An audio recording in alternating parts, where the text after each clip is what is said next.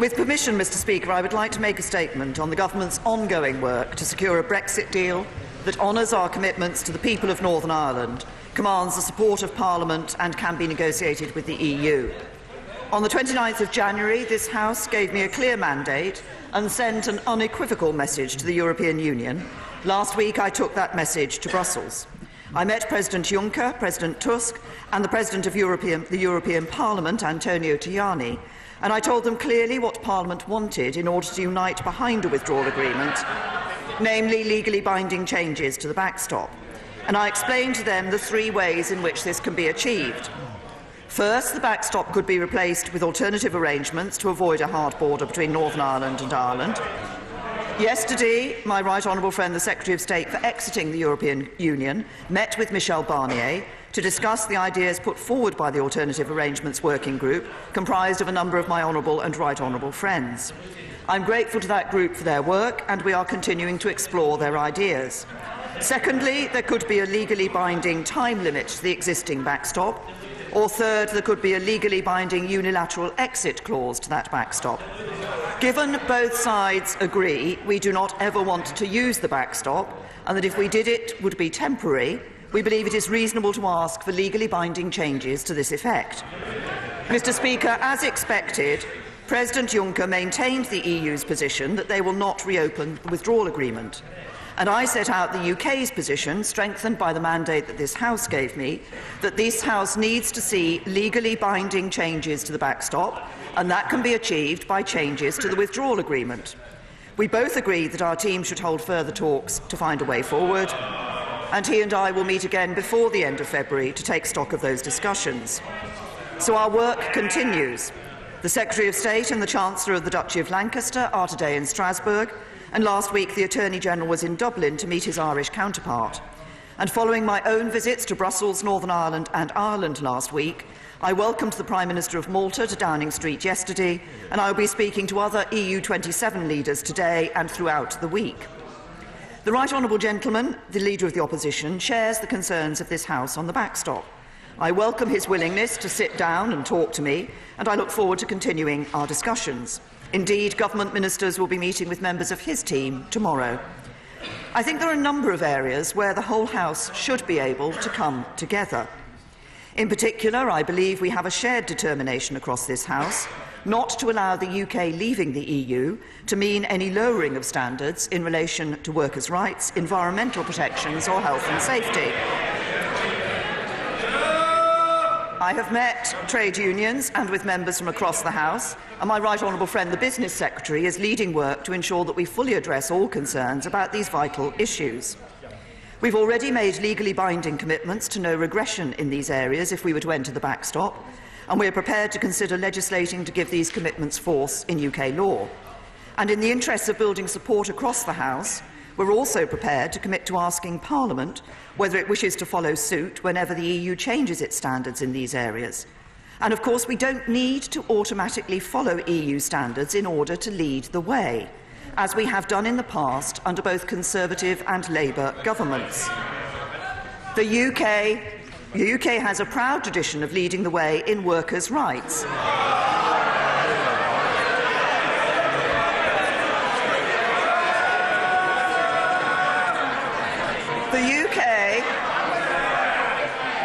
The UK has a proud tradition of leading the way in workers' rights, whilst maintaining a flexible labour market that has helped deliver an employment rate almost 6 percentage points above the EU average. Successive governments of all parties have put in place standards that exceed the minimum set by the EU. A Labour government gave British workers annual leave and paid maternity leave entitlements well above that required by the European Union. A Conservative-led government went further than the EU by giving all employees the right to request flexible working. And I was proud to be the Minister for Women and Equalities to introduce shared parental leave so that both parents are able to take on caring responsibilities for their child, something no EU regulation provides for.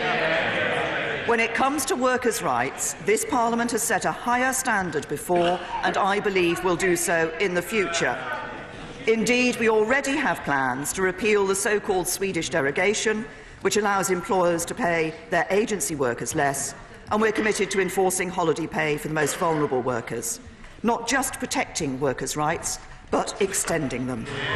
As I set out in my statement 2 weeks ago, the House also agrees that Parliament must have a much stronger and clearer role in the next phase of the negotiations.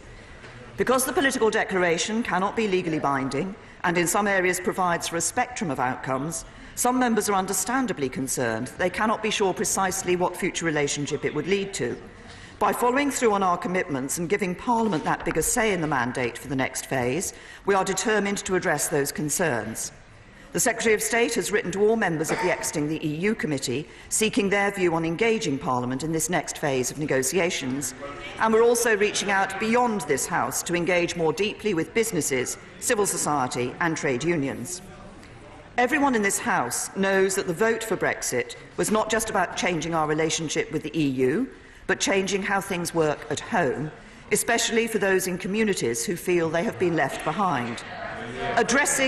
Addressing this and widening opportunities is the mission of this government that I set out on my first day as Prime Minister. And I will continue to work with members across the House to do everything we can to help build a country that works for everyone. But, Mr. Speaker, one area where the Right Honourable Gentleman, the Leader of the Opposition, and I do not agree is on his suggestion that the UK should remain a member of the EU Customs Union. I would gently point out that the House of Commons has already voted against this. And in any case,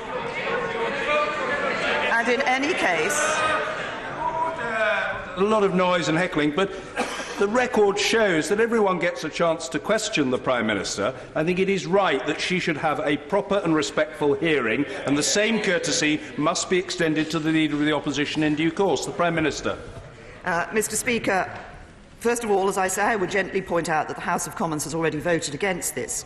And in any case, membership of the Customs Union would be a less desirable outcome than that which is provided for in the political declaration.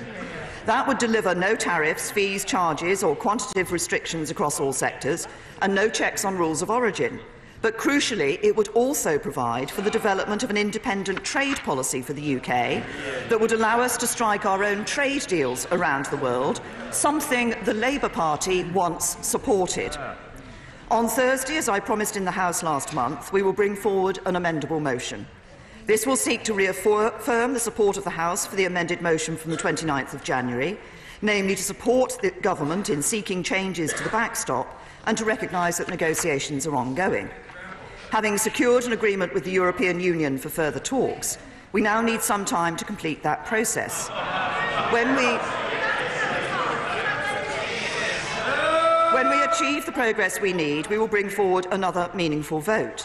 But if the government has not secured a majority in this House in favour of a withdrawal agreement and a political declaration, then the government will on Tuesday the 26th of February make a statement and table an amendable motion relating to the statement, and a minister will move that motion on Wednesday the 27th of February, thereby enabling the House to vote on it and on any amendments to it on that day. Mr. Speaker, as well as making clear what is needed to change in the withdrawal agreement, the House has also reconfirmed its view that it does not want to leave the EU without a deal. The government agrees, but opposing the deal is not enough to stop it. We must agree opposing no deal is not enough to stop it. We must agree a deal that this House can support, and that is what I am working to achieve. I've spoken before about the damage that would be done to public faith in our democracy if this House were to ignore the result of the 2016 referendum. In Northern Ireland last week, I heard again the importance of securing a withdrawal agreement that works for all the people of this United Kingdom. In Belfast, I met not just with politicians, but with leaders of civil society and businesses from across the community. Following this House's rejection of the withdrawal agreement, many people in Northern Ireland are worried about what the current uncertainty will mean for them. In this House, we often focus on the practical challenges posed by the border in Northern Ireland.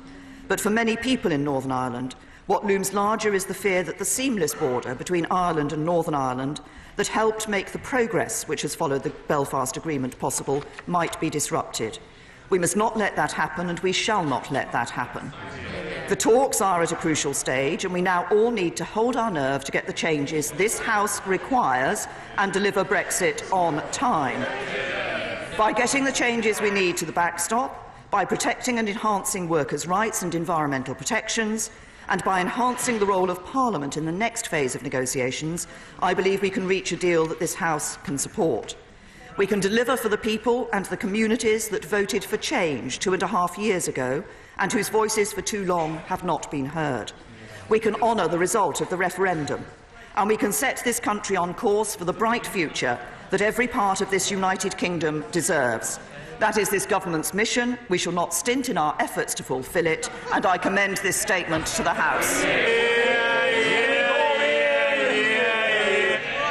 Thank you very much, Mr. Speaker. I usually thank the Prime Minister for an advance copy of her statement, but it was handed to me just as I was leaving my office to come down here, so I can only assume she entrusted it to the Transport Secretary to deliver it to me.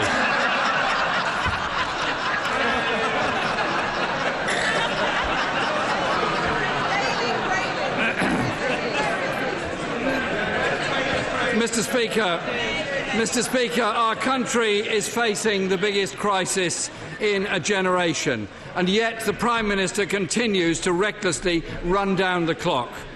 We were promised there would be a deal last October. It didn't happen. We were promised a meaningful vote on a deal in December. It didn't happen.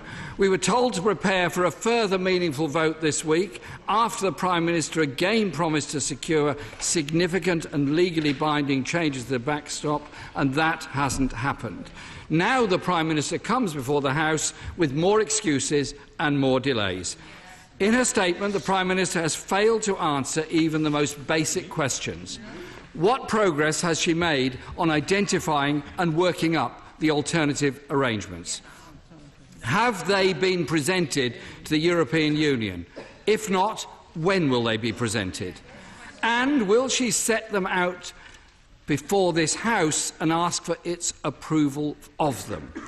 In truth, Mr. Speaker, it appears the Prime Minister has just one real tactic: to run down the clock, hoping members of this House are blackmailed into supporting a deeply flawed deal. This, Mr. Speaker, is an irresponsible act.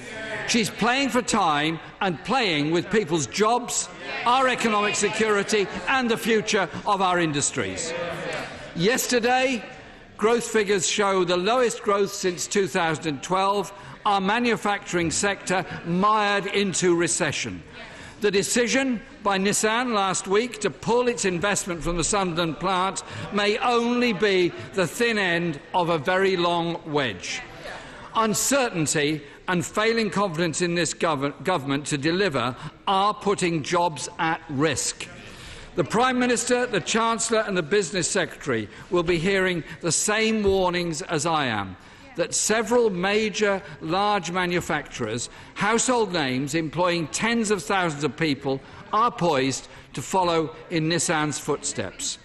Earlier today, we heard from the Leader of the House that the next meaningful vote may not happen until after the EU summit on the 21st of March, just days before Brexit is due to happen. If, Mr. Speaker, this is not the case, can the Prime Minister tell the House today when the meaningful vote will be? We also learned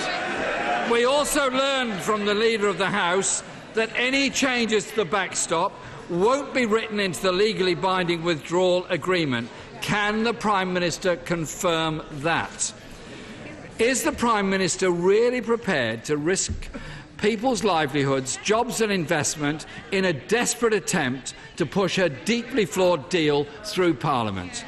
The Prime Minister has just told members of this House to hold their nerve. Tell that to Nissan workers in Sunderland and the thousands more worried about their job security and the future of their communities. Mr. Speaker, no minister serious about protecting jobs in this country would allow a Prime Minister to deliberately run down the clock and play chicken with people's livelihoods, to stand by and do nothing would be a complete dereliction of duty. As I received, Mr. Speaker, the Prime Minister's letter yesterday in response to Labour's Brexit plan, it became clearer to me the Prime Minister is merely engaged in the pretence of working across Parliament to find solutions. She has not indicated she will move one iota away from her rejected deal or any of her red lines. On the backstop, the Prime Minister has pointed out Labour also has concerns. But let's make no mistake about it, that has never been a major issue with the Prime Minister's deal. Indeed, in order to stop the UK falling into the backstop, we need a permanent customs union, and a strong single market deal. That is the key, Mr. Speaker, to maintaining an open border on the island of Ireland. That is key to protecting jobs, industry and living standards in this country. That is why it's backed by businesses who employ and trade unions who represent millions of workers in this country. And to correct the Prime Minister's claim in her statement, we want to negotiate a new UK-EU customs union, as I set out in my letter. The Prime Minister says there is no need to negotiate a customs union, as her deal provides for the benefit of being in one. I'm afraid, Mr. Speaker, that is simply not the case. The deal the Prime Minister negotiated means there will be barriers to trade in goods, and there will not be frictionless trade, putting manufacturers across the country at a huge disadvantage. This is made quite clear in the political declaration, especially when it says, and I quote, "The parties will form separate markets and distinct legal orders," and concedes that, and I quote, "can lead to a spectrum of different outcomes for administrative processes as well as checks and controls." Nothing is secured. The Prime Minister is also trying to win support for her deal by promising to protect workers' rights after Brexit. Well, Mr. Speaker, just look at the record of the party opposite. They attacked trade union rights through the Trade Union Act. They kept this House up all night, opposing the minimum wage in 1997. They're the party that introduced employment tribunal fees and introduced the public sector pay cap. For many of them, Mr. Speaker, ripping up rights is what Brexit is all about. Take the Secretary of State for International Trade. He once wrote, "It's too difficult to hire and fire, too expensive to take on new employees," and went on to say, "It is intellectually unsustainable to believe that workplace rights should remain untouchable." That was the Secretary of State for Trade. No wonder trade union leaders like Tim Roach of the GMB, Francis O'Grady, the Secretary of the TUC, have rejected the Prime Minister's inadequate pledges.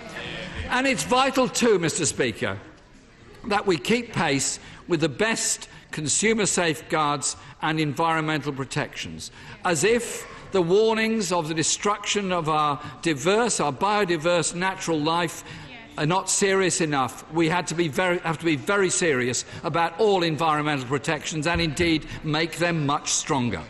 Mr. Speaker, there is a sensible way forward, but the Prime Minister is refusing to listen. Labour's alternative has been widely welcomed as a way of breaking the impasse. From business leaders, European leaders and even from some Conservative MPs. But the Prime Minister refuses to listen.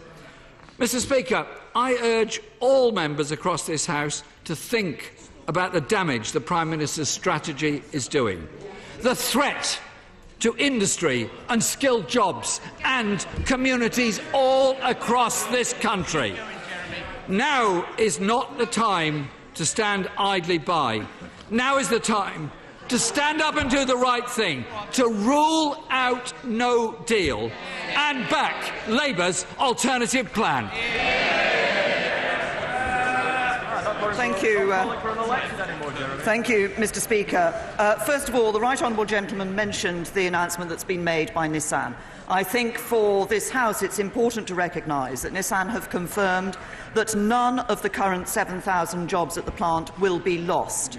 They remain committed to the UK, and indeed, they will be making more capital will be invested in Sunderland than was originally planned in 2016. The right honourable gentleman asked me about progress on alternative arrangements and asked whether these were going to be put before the European Commission. Can I remind him what I said in my statement, which was, yesterday my right honourable friend, the Secretary of State for exiting the European Union, met with Michel Barnier to discuss the ideas put forward by the Alternative Arrangements Working Group, comprised of a number of my honourable and right honourable friends. I think that answers his question. He talked about Labour's proposal. I referenced the issue of the customs union in my statement. But of course he also talks about being a member of the single market. Being a member of the single market means accepting free movement. One of the things that people voted for when they voted to leave the European Union was to bring an end to free movement, and that is what this government will deliver. He asked about dates for the process for votes that are going to take place in this House. I set those out in my statement as well. He referenced businesses quite a lot. Of course, businesses backed the deal. He talks... They did. He talked about uncertainty. He talked about uncertainty. Of course, the best way to end uncertainty is to vote for a deal. And he talked about running down the clock. No, I wanted to have this sorted before Christmas. I bought a deal back from the rest of Christmas.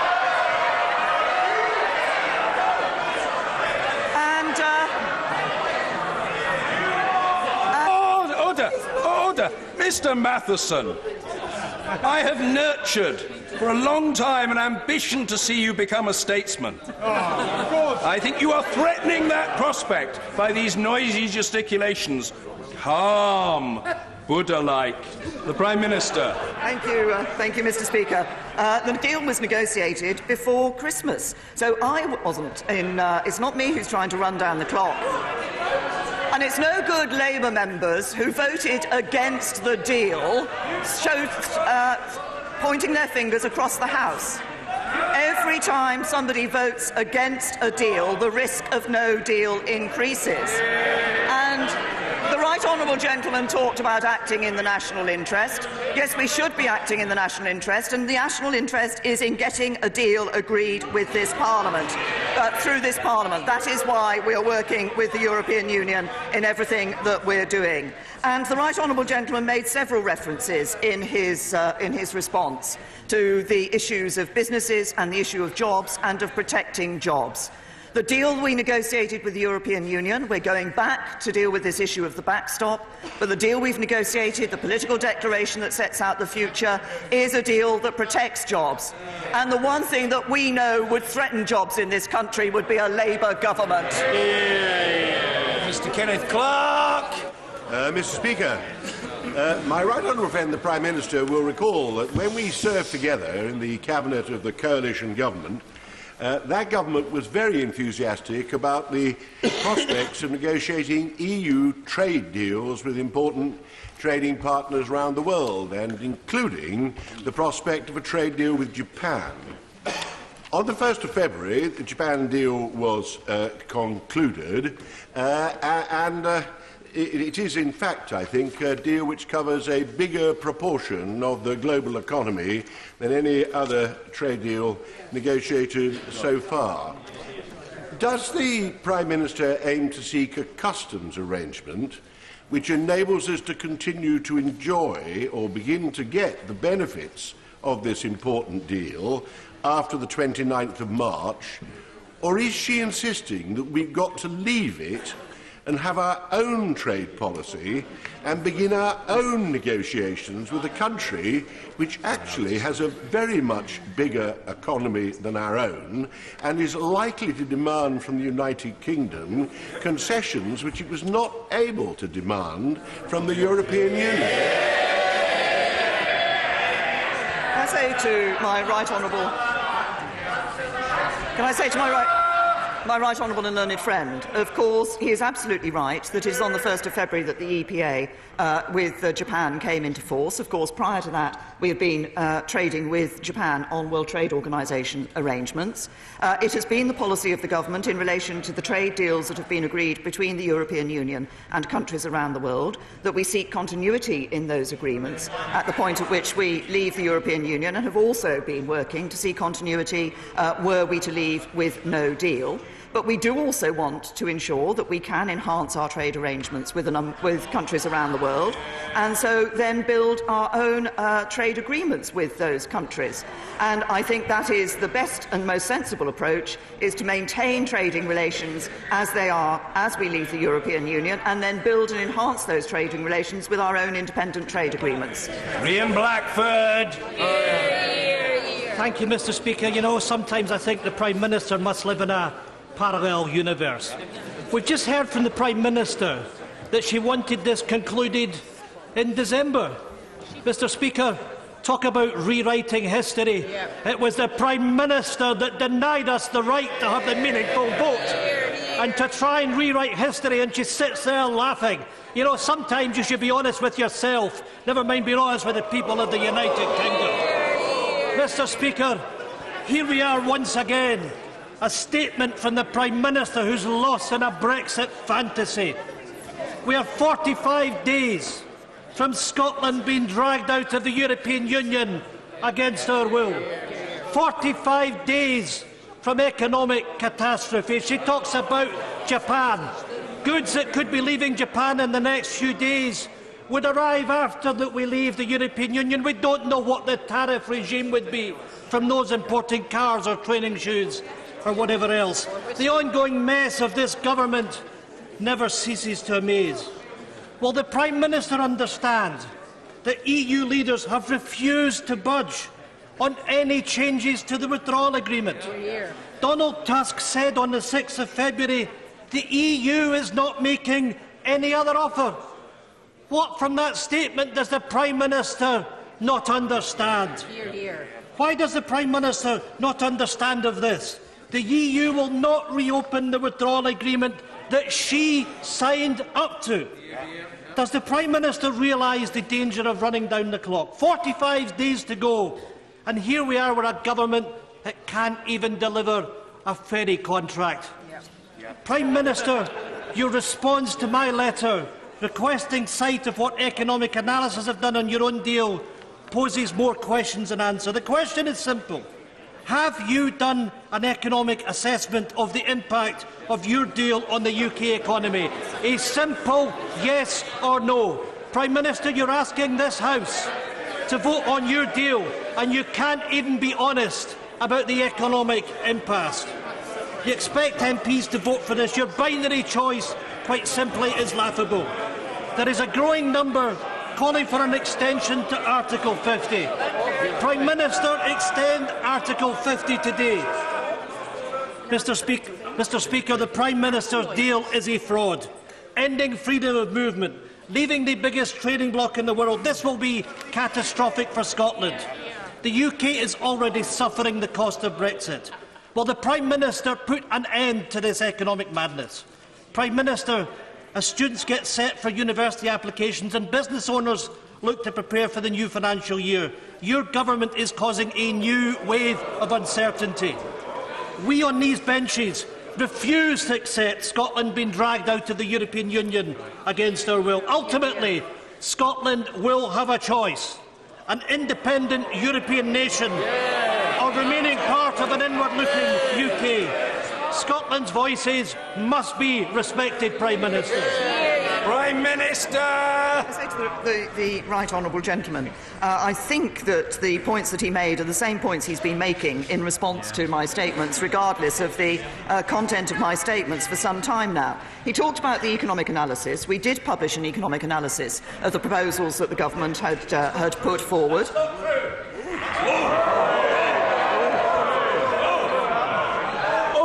Order.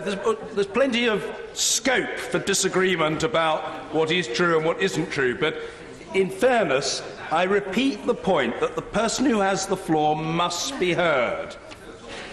The Prime Minister. Thank you, Mr. Speaker. Can I say to the right honourable gentleman that I think in his intervention from a sedentary position he may have inadvertently misled the House on this matter.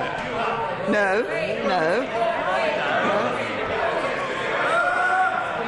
The government. What was that? Order. I didn't. Forgive me. I didn't hear what was said. I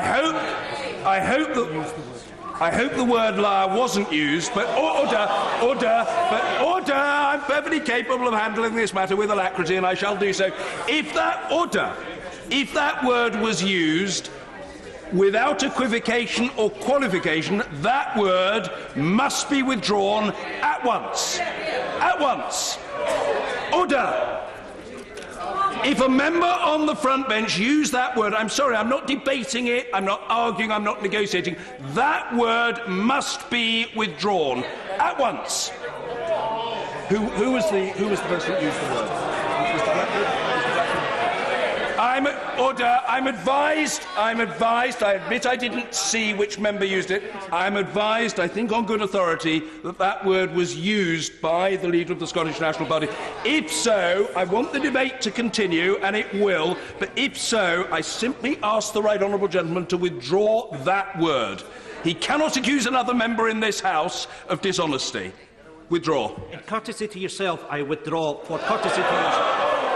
No, there are plenty of precedents for that. I remember doing it once myself. And I remember a member of the Shadow Cabinet from West Bromwich once doing it out of deference to the chair rather than the person whom he'd been attacking. That's enough. That's enough. The Prime Minister. Mr. Speaker, if I could continue my explanation to the right honourable gentleman. As I said, the government put forward economic analysis of the deal that the government had put forward. We did that in the economic analysis that was published earlier before the withdrawal agreement was put towards the House. What we also did in that was to recognise that the political declaration had areas within it which had not yet been confirmed, and there were variations in relation to the degree of friction across the border that would come from that, and we published that we could have taken a very low variation, which would have been very close to the government's deal on the economic analysis. We could have taken a high. We took a midpoint. I think that was entirely fair for the government to do. What the economic analysis of the deal that the government had put forward showed was that if you were going to honour the referendum, the deal that actually delivered best for the British economy was the deal that the government had put forward.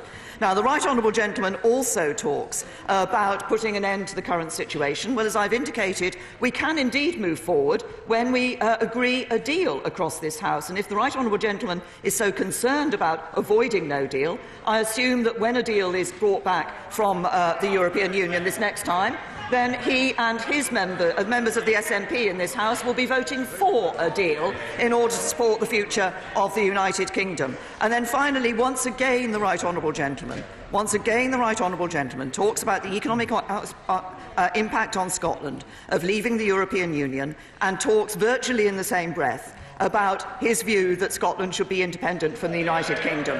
And it may raise cheers on the SNP benches, but it wouldn't raise cheers from those people in Scotland whose economic future depends on being a member of the UK.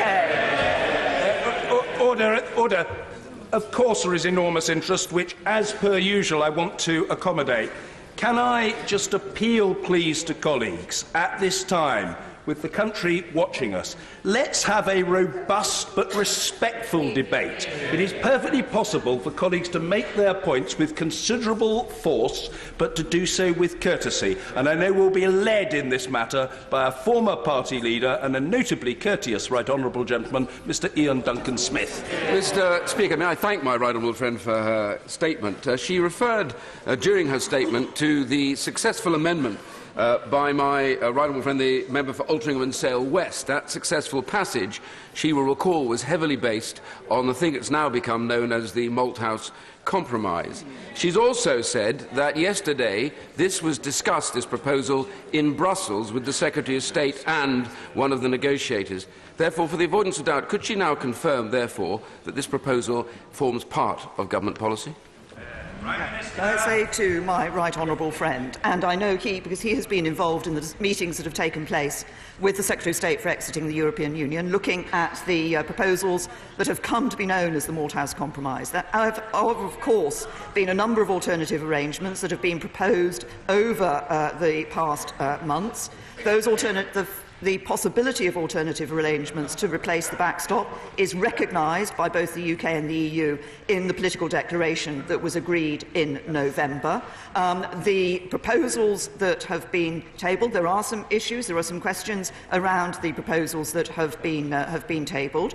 I raised the issue of alternative arrangements with the European Commission and the European Council and the European Parliament when I was there last week, and as I said, my right honourable friend was able to discuss these issues with Michel Barnier yesterday. But as I set out in my previous statement to the House, I think what people want to see across this House is to ensure that the backstop, as it currently exists, cannot become a permanent arrangement into which the United Kingdom could find itself. There are various ways of dealing with that, as I set out in my previous statement. One is to replace that backstop completely with alternative arrangements. Another is to ensure that the backstop can never be temporary. And those are the issues which have been discussed, but I have laid the Parliament's views very clearly before the European Union.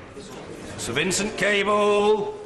Now that the Prime Minister has reached out to the General Secretary of the United Union and the Leader of the Opposition and his entourage, she's no doubt better informed as to how Trotsky might have dealt with the Brexit crisis. But can she elaborate a little more on her discussions with the General Secretary of the Trade Union Congress and its 6 million affiliated members, and also the official Brexit spokesman of the Labour Party, who've made it very clear that the best way to protect workers' rights is to give workers a say on the final deal and the option of remaining in the European Union and keeping the workers' rights they already have.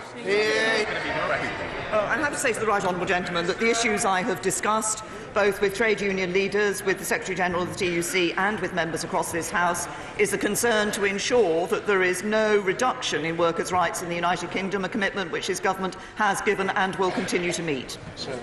Nicky Morgan. Thank you very much indeed, Mr. Speaker. I agree with the Prime Minister, and have done for many months, that the best way to avoid a no-deal outcome to Brexit is to have a deal put in place. And that's why I've been pleased at the request of the Prime Minister to work as part of the Alternative Arrangements Working Group. But isn't it now clear that actually to get that agreement through the House, those alternative arrangements are going to have to command the confidence of the majority of members on this side of the House and our confidence in supply partners, and, of course, some Labour MPs. But the tenor of the Leader of the Opposition's response today shows that, unfortunately, working on a cross-party basis is unlikely to have both a vote for the agreement and certainly not continued votes for the necessary legislation. That is the reality of the parliamentary arithmetic, isn't it? Well, can I first of all thank my right honourable friend for the work that she has been doing on the issue of the alternative arrangements. I want to see a deal that can get through the House, supported by all members of my own party and by our confidence and supply partners. But it is actually, I think, in the interests of this Parliament and in the interests of taking legislation forward if we see a strong vote from across the whole House in relation to this issue. As my right honourable friend has said, the tone of the response by the Leader of the Opposition did not give much encouragement in relation to that issue. But we will continue to talk with the Labour Party front bench. As I said, the Brexit Secretary will be meeting and others, ministerial team, will be meeting with the Leader of the Opposition's team to take forward those discussions and to explore the issues that the Labour Party wish to raise. Mr. Hilary Benn. Thank you very much, Mr. Speaker. While strength in pursuit of a principle is to be admired, inflexibility and denial in the face of the facts is not, especially when the future of the country is at stake. And the facts are that alternative arrangements for the Northern Ireland border were examined extensively last summer and found wanting.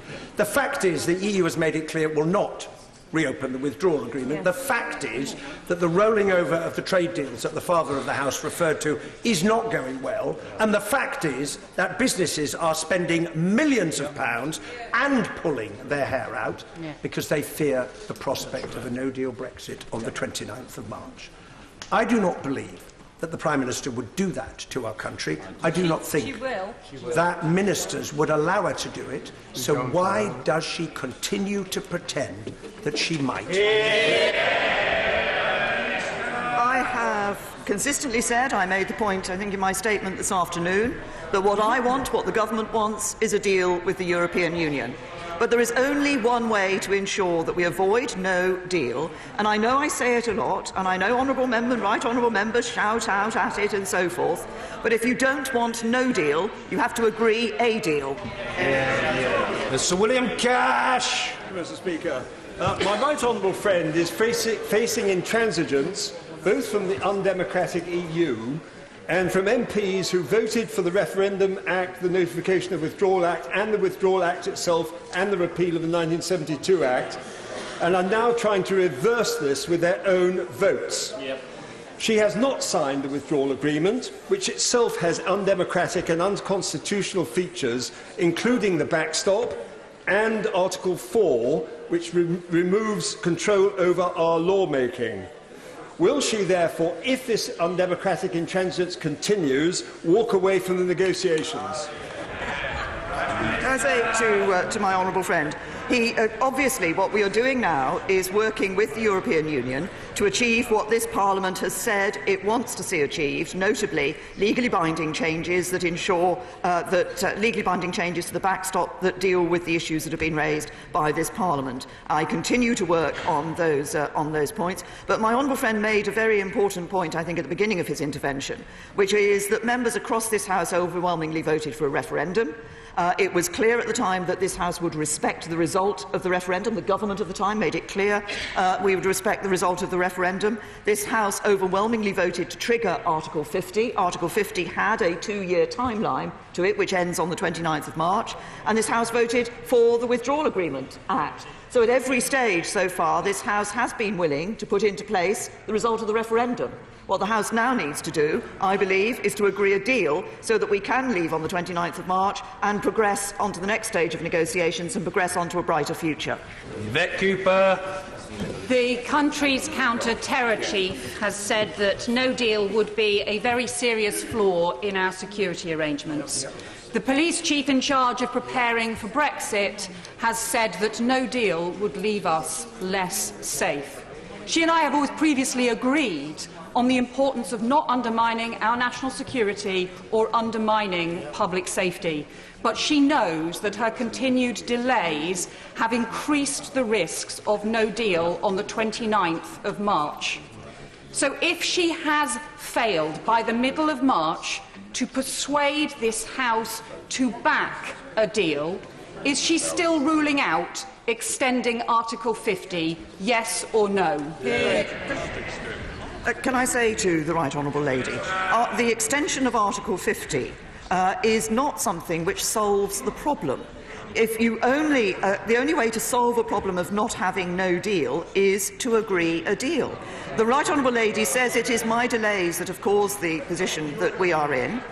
We're in this position because, yes, I negotiated a deal with the European Union. I brought it back to the House of Commons, and the House of Commons, including members on her side of the House, rejected that deal. We are now working to address the issue that has been raised by the House of Commons in the positive vote the House of Commons gave on the 29th of January, which ensured that it was clear that the changes that were necessary, what changes the House of Commons felt were necessary in order to be able to agree a deal. Heidi Allen. Thank you very much, Mr. Speaker. We are all acutely aware that time is racing away, which is why more and more members are saying we must extend Article 50. We also need time for all the necessary legislation. Yes. So can the Prime Minister confirm to me that in the numerous statutory instruments being laid, which are not debated, there is not one planned for next week, when some MPs may be away, that would commit us to zero tariffs in the event of no deal? Because this would decimate our agricultural and food industries and start a race to the bottom. Such a significant decision would have far-reaching consequences and would demand full parliamentary scrutiny.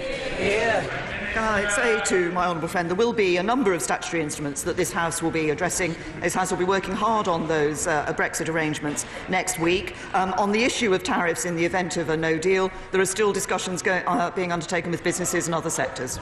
Miliband. Thank you, Mr. Speaker. Further to the question from my right honourable friend, can the Prime Minister now give millions of people and businesses up and down the country a simple answer to this straight question? If she is faced with a choice of leaving the European Union without a deal on the 29th of March or seeking an extension of Article 50, what will she do? We deserve to know the answer to that question. And I might say to the right honourable gentleman, what I am doing is working to ensure that we can bring a deal back to this House, and it will then be for the right honourable gentleman and other members of this House to determine whether they want to support a deal with the European Union. Mr. David Davis. The Leader of the Opposition and the Leader of the Liberal Party both implicitly criticised the UK government's record on workers' rights by comparison with Europe, both ignoring the most fundamental right, that of safety in the workplace, in which we have had the best record in Europe since we joined and in every year since. So there is little fear in this area, and given that, can she guarantee to the House that any future changes in this area will be subject to the control of this House? Yes, my right honourable friend makes a very important point about the good record that this country has in relation to workers' rights, and I can confirm, I believe that this is an area where we should not just be automatically following what happens in Europe, but actually we should be making those decisions. I believe it's important that we in this country, we in this House, make those decisions, and that on our record of actually going further and having better workers' rights in a number of areas of the European Union, I think that makes sense. Mr. Nigel Dodds. The Prime Minister referenced the fact that there are concerns in Northern Ireland about maintaining the seamless border between Northern Ireland and the Irish Republic, but she should also reference, as she knows, the very great concern among many people in Northern Ireland about creating new barriers between Northern Ireland and the rest of the United Kingdom, given that we trade more with the rest of the United Kingdom than the Irish Republic, the rest of the EU and the rest of the world put together. Given that neither are necessary or needed under any scenario, can the Prime Minister confirm that, given that she knows what's needed and this House knows what's needed to pass the withdrawal agreement, that the stance taken by Leo Varadkar, whom we met in Belfast on Friday in a very cordial meeting, but the stance being taken by him and others could lead to the very outcome which they say they wish to avoid? The right honourable gentleman is, of course, absolutely right in relation to the concerns that have been expressed about the relationship between Northern Ireland and Great Britain in trading and the issue of potential regulatory barriers there, and it's an issue that he and I have discussed on a number of occasions.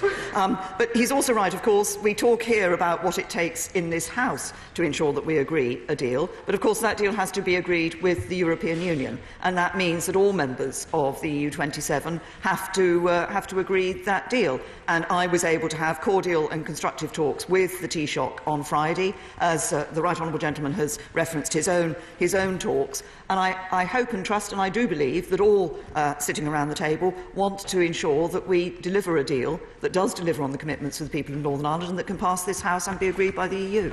Boris Johnson. I congratulate my right honourable friend on what she is doing to extricate this country from the humiliation of the backstop, in accordance with the overwhelming wishes of this House. But can she confirm that there is no point in having a time limit on the backstop, unless that is written into the treaty itself? And secondly, unless the end date falls substantially before the next general election? Well, can I reassure my right honourable friend that I think, as he already knows, I want to see the future relationship coming in place by the beginning of 2021, so that is well in advance of the next general election. And the other point that he made is absolutely the point that I've been making to the European Union, that one of the concerns of this House was that any assurances that were given in relation to the temporary nature of the backstop in early January were not of the same legal form as the international treaty which forms a withdrawal agreement, and that is why what we are asking for is legally binding status to these, and the obvious way to do that is within the withdrawal agreement. Rachel Reeves. Thank you, Mr. Speaker. Can I say to the right honourable gentleman, the humiliation that this country faces is losing jobs and investment. That is the issue that we should be focusing on. To the Prime Minister, the Business Secretary told our Select Committee last week that this Friday, the 15th of February, is the deadline for getting a deal for businesses who export to the Far East, as shipments take 6 weeks to arrive. Does the Prime Minister agree with the Business Secretary, and can she guarantee that those free trade agreements that we enjoy today will still exist when those goods arrive on the 29th of March? Yeah. Can I say to the Honourable Lady that we are very well aware of the timetables that businesses are working to. That is why we have been pressing and working hard to get the deal agreed by this House and the European Union. It is also the case that we are working on those trade agreements, and a number of continuity agreements have been signed with trading nations around the world to ensure that we can continue to trade on the current arrangements. Dominic Green. Thank you, Mr. Speaker. I welcome the categorical assurance that my right honourable friend has given to the House in respect of the House's ability to debate a neutral motion on Wednesday, the 27th of February. But time is very short. Can the Prime Minister explain to the House how we are going to comply with the provisions of the Constitutional Reform and Governance Act, Section 20, if there is a deal, how we are going to implement the Withdrawal Agreement Implementation Bill and still leave on the 29th of March? Isn't it the case that, looked at realistically, there is going to have to be an application to extend the Article 50 process, even if my right honourable friend is successful in getting some kind of agreement through this House? Thank you. Can I say to my right honourable and learned friend, obviously, as he said, the Withdrawal Act 2018 does make clear that the provisions of the Constitutional Reform and Governance Act 2010 which require the withdrawal agreement to be laid for 21 sitting days before Parliament will apply to the withdrawal agreement. In most circumstances, that period may be important in order for this House to have an opportunity to study the agreement. But of course, in this instance, MPs will already have debated and approved the agreement as part of the meaningful vote. So while we'll follow normal procedure if we can, where there's insufficient time remaining following a successful meaningful vote, we will make provision in the Withdrawal Agreement Bill, with Parliament's consent, to ensure that we're able to ratify on time to guarantee our exit in an orderly way. Liz Saville-Roberts. Let us remember what this looks like to anxious people outside this place. It looks like what it is. Prime Minister buying time in a disingenuous, transparent attempt to run down the clock and force MPs from all 4 nations of the UK to back her, with a no-deal, done deal looming large. Has she, at any point in her accelerated timeline, considered how and when she'll gain legislative consent from the devolved parliaments on the Withdrawal Agreement Bill, which will, no doubt, encroach on their competencies? I say to the right honourable lady, she talks about buying time. Now, what I'm doing currently is taking a very clear message given by this House of Commons to the European Union to negotiate changes to the deal such that this House of Commons will have the confidence and be able to agree that deal. Dominic Raab. Thank you, Mr. Speaker. Can I welcome the Prime Minister's statement? Does my right honourable friend agree that requiring legally binding changes to the backstop is reasonable but also essential to passing that deal through this House? And while Brexit was the UK's choice, if Brussels remained stubbornly intransigent, a departure on WTO terms would be the EU's choice? Can I say to my right honourable friend, the point he makes about the legally binding nature of the changes is an important one. This House has been clear about those issues, and as I indicated in an earlier response, it is this question of the different legal force of the commitments that have been made so far is the one that I have raised with the European Union, and the concern that the withdrawal agreement in the international treaty would currently take precedence over the legal assurances that were given in the separate letter about the temporary nature of the backstop. And it's that equivalence of legally binding nature to make sure that the withdrawal agreement cannot then trump anything extra that is important. Luciana Berger. Thank you, Mr. Speaker.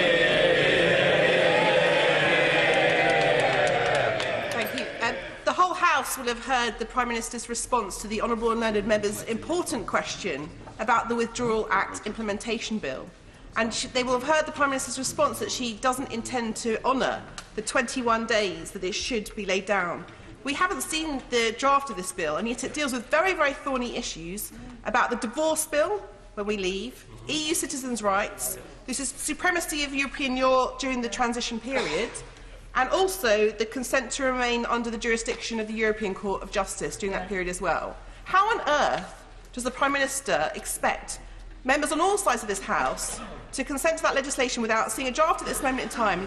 Will she not acknowledge that there is no chance that she's going to pass that legislation in 45 days' time? And on that basis, will she commit to extending Article 50 so this country does not crash out with no deal, threatening jobs right up and down this country?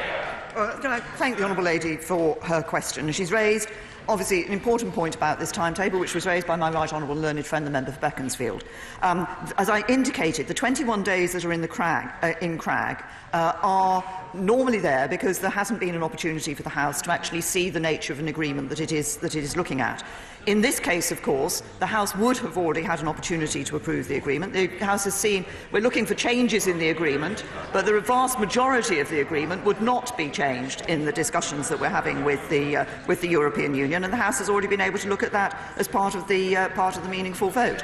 And I'm sure that when a meaningful vote has been agreed in this House, then every member of this House will want to ensure that they're able to operate on a timetable that enables us to leave at the end of the 2-year period agreed by this House when we triggered Article 50. Justine Greening. Thank you, Mr. Speaker. The Prime Minister is driving this House towards two options that the British people don't want. We've already voted against having a no-deal departure in this House. We've also already voted against massively her own prime ministerial deal from Brussels. She's simply just turned this exercise now into one of cobbling together enough votes to win a vote in this House, when actually we deserve so much more than that. It's not just about getting the ERG on board. It's not about just getting enough Labour MPs to switch sides. It's about getting the British people on board for the future that lies ahead. And that takes more than just votes in here, more than just the results of grubby backroom deals. And is it time that the only responsible action ahead of us, isn't it time to recognise that the responsible thing to do is to now go back to people and get their seal of approval? I've responded to questions in this ilk from my right honourable friend on a number of occasions, and I have not changed my opinion. I believe it is important that this House recognises that, having given the choice to the British people as to whether to leave or stay in the European Union, the British people having chosen, we should respect that choice and we should deliver on that choice, and that's what we're doing. Joanna Cherry. I note that during her statement, the Prime Minister said that she had secured an agreement with the EU for further talks, and I'm sure she used the word talks advisedly, because when the Brexit Select Committee was in Brussels last week, we were told very clearly that the negotiations are over and that they ended in November when the Prime Minister shook hands on the deal to which she agreed. Now, isn't the reality quite simply this? That deal won't be changed by the EU. She can't get that deal through this House. So what she needs to do is put the deal to the people of the 4 nations of the United Kingdom. I've just answered exactly that question in relation to a vote for the members, and my view on that has not changed in the 30 seconds or so since I asked it, my right honourable friend from Putney. Mr. Owen Paterson. The Malthouse Compromise, if adopted, would deliver the requirement of the amendment put down and passed by my right honourable friend, the member for Altrincham Sale West, to replace the backstop. So the Prime Minister's comments just now to my right honourable friends for Chingford, Woodford Green and Loughborough were really encouraging. Would she commit to instructing civil servants both in Brussels and in Westminster to working these proposals up into legal text? Can I say to my right honourable friend that I believe he and some other of my right honourable friends had previously indicated to me that they understood that work that had been done by others outside this House had indeed contributed to a potential legal text. I know that meetings are continuing with officials to look at the issues that have been raised around the alternative arrangements. I've indicated what has happened in relation to those and Brussels, and we will continue to work on those alternative arrangements. Chris Leslie. So essentially the Prime Minister is asking us, please can she have more time to convert those base metals into gold? But isn't it a complete fantasy to expect the Irish government to essentially put a time limit on the Good Friday Agreement?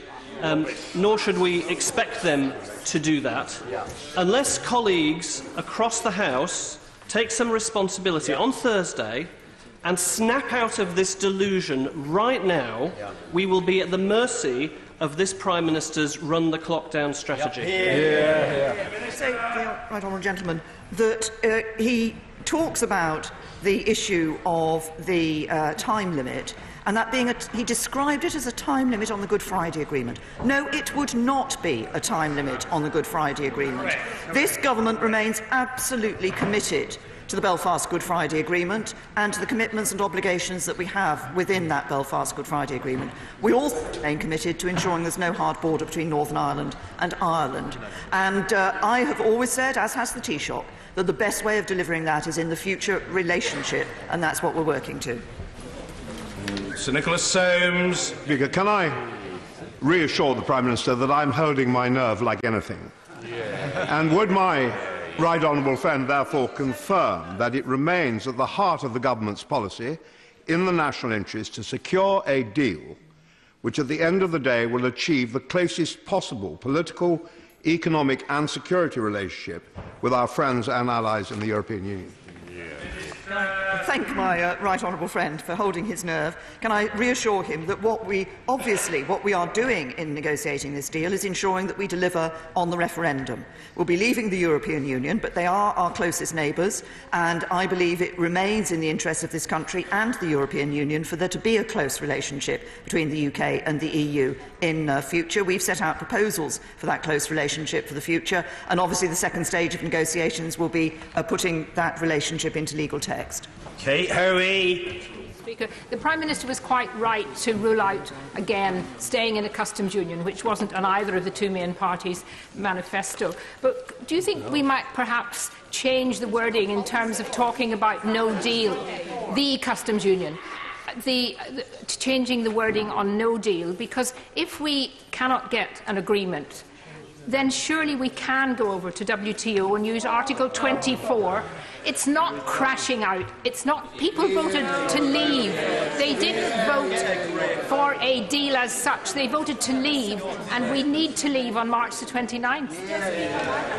Can I say to the right honourable lady, obviously she and a number of members of this House have raised the issue of World Trade Organisation arrangements. Of course, there are many parts of the world that we currently trade with on what are EU terms of trade rather than WTO terms, not just with the European Union. I continue to believe that the best route for this country is to leave with a deal, and that's why we're working so hard to get the changes this Parliament requested. Thank you, Mr. Speaker. Can I welcome the tone that the Prime Minister struck in her meeting with businesses in Northern Ireland last week, where she indicated that she would be seeking changes to the backstop rather than its wholesale replacement. And is it worth underlining again today the reason why that backstop is there, the important purpose that it serves, namely locking in something good amidst all of the other uncertainty that's going on?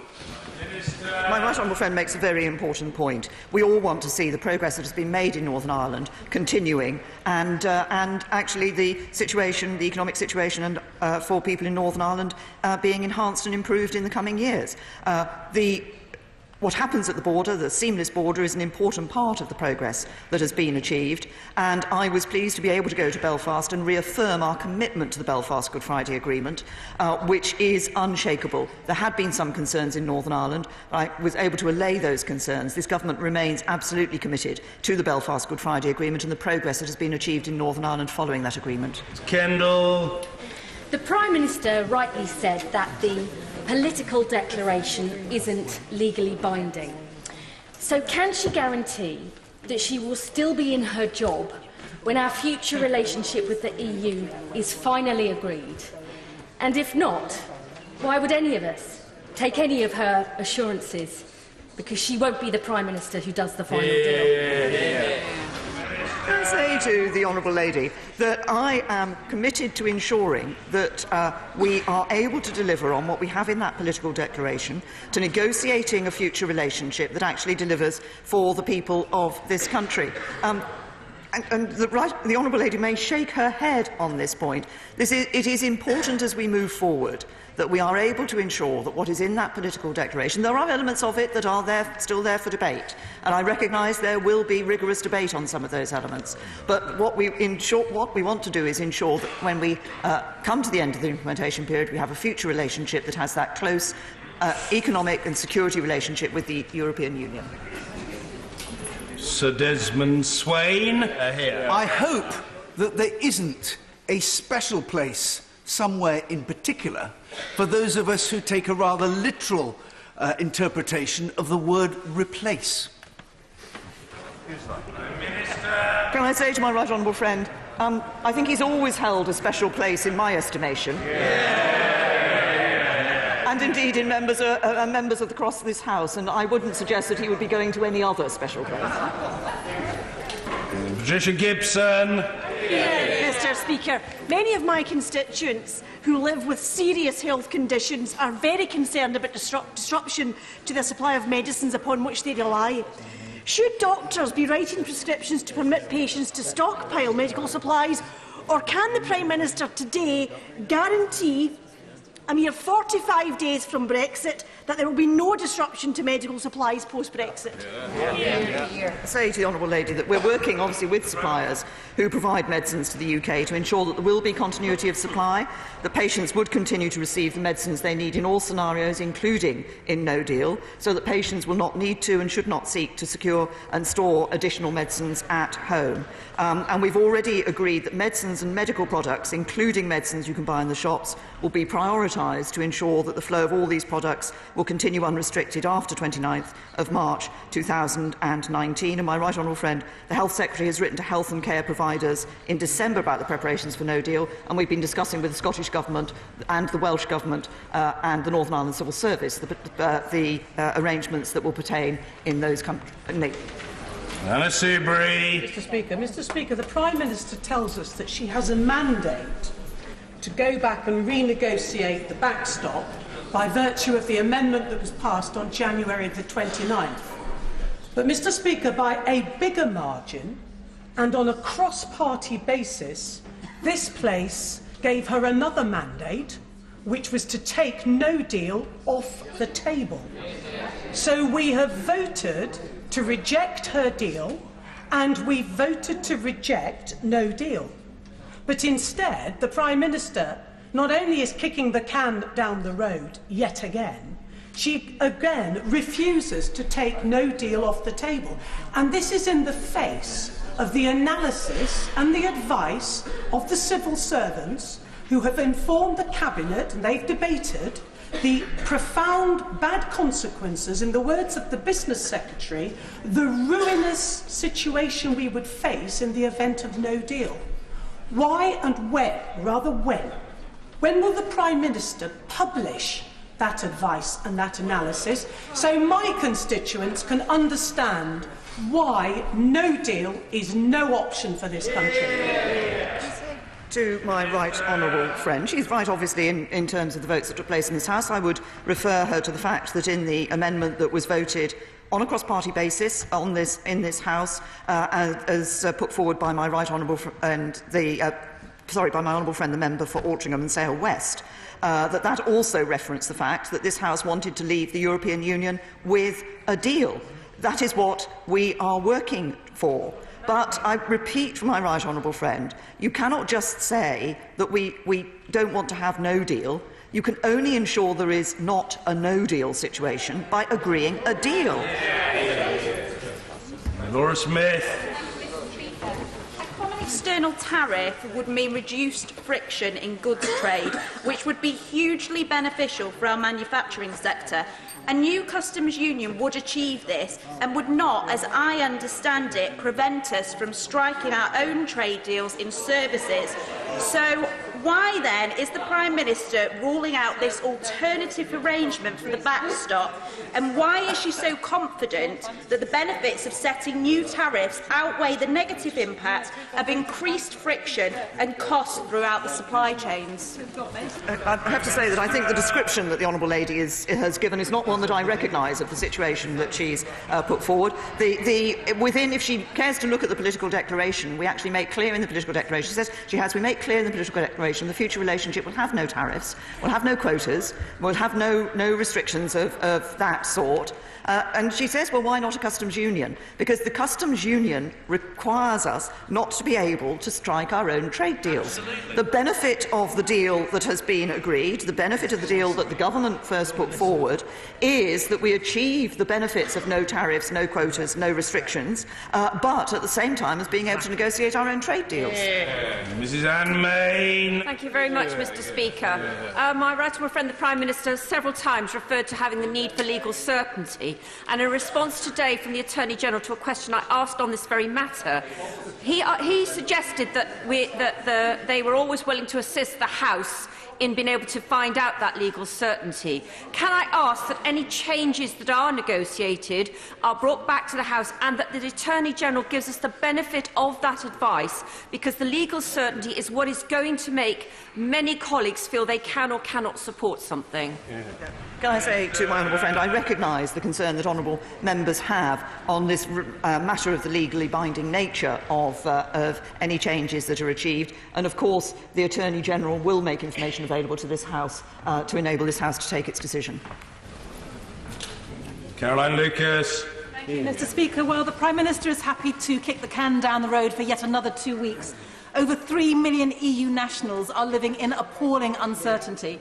And as it stands, the Home Office's EU settlement scheme could leave potentially hundreds of thousands of EU nationals undocumented and at risk from the hostile environment. So will she accept that only a declaratory system under which those resident in the UK before March the 29th are automatically granted leave to remain, only that would protect all citizens' rights, as she has claimed that she wants to do? Honourable Lady, we have put forward a very sensible and reasonable scheme. We have said that we will guarantee rights for EU citizens here in the UK, even in the event of a no deal. So it isn't just something that would pertain in the event of a deal. As the Honourable Lady will know, we have already announced that there will be, from the full rollout of the settlement scheme, there will be no fee required, and we'll reimburse any fees that have been paid in the pilot periods of that. But we do retain the right to ensure that it is possible that this country can determine that individuals who perhaps have a particular criminal record are not in this country. That's a right that we look at across the board, and so the sort of situation that she suggests, I think, is not right. We have a very good scheme. We have a good scheme that's easy to use and will be at no charge. Jim Graham. Mr Speaker, I'm more optimistic than other members of the Brexit Select Committee. I believe that the EU can and will agree to make legally binding changes that enable the Attorney-General to give revised advice on our not being tied indefinitely into a customs union and against our will. But if my right honourable friend comes back to the House with these changes, at that stage surely it is all of our responsibility as MPs to support the bill, get the business done and accept responsibility for that. Does my right honourable friend agree that any attempt to pre-position ourselves as members blaming the EU for no deal would be an absolutely severe dereliction of duty? I certainly agree with my honourable friend that at the point at which a meaningful vote is brought back to this House, it will be the responsibility of every member of this House to determine their vote according to the nature of that deal and, of course, according to the views that they feel about no deal. And it is the case that the only way to avoid no deal, other than, I'm sorry, Mr Speaker, I may inadvertently have misled the House myself earlier when I said the only way to avoid no deal was to agree a deal. Of course, it is possible to avoid no deal by staying in the European Union, but we're not going to do that.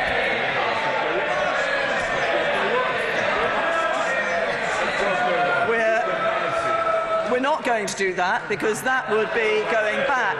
That would be going back on the vote of the people of this country. We will be leaving the European Union, and when the deal comes back, it will be the responsibility, as my honourable friend says, of every member of this House to determine whether or not we move forward with that deal.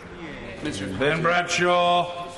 With the Prime Minister recklessly running down the clock to a crash-out Brexit, can I say to the responsible members of her government that if they fail to act soon to prevent such a calamity, history will judge them very, very harshly? But can I also say to my own front bench, now that the government have rejected our offer, if they fail to honour the unanimously agreed policy at our conference in favour of a public vote, they too will be judged very harshly by history.